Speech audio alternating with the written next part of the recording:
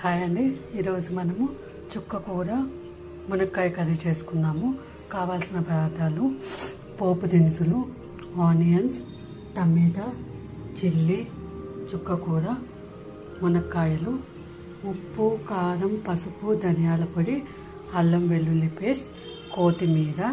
ఇదయ్యాక పోపు దినుసులు వేస్తున్నానండి. Onions fry చేశాక అల్లం వెల్లుల్లి పేస్ట్ వేస్తున్నానండి.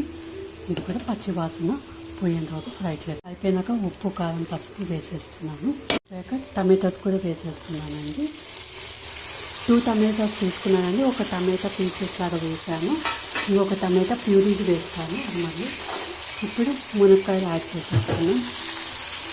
ఇది మిక్స్ చేసుకొని ఇది కొద్దిసేపు ఫ్రై చేసాను.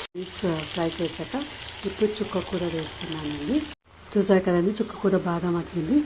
ఇప్పుడు టమాటా ప్యూరీ వేసేస్తున్నాను. మగ్గిపోయింది. ఇప్పుడు కొత్తిమీర వేస్తున్నాను. కలిపి ఆఫ్ చేసుకోవడమే. సర్వింగ్కి రెడీ.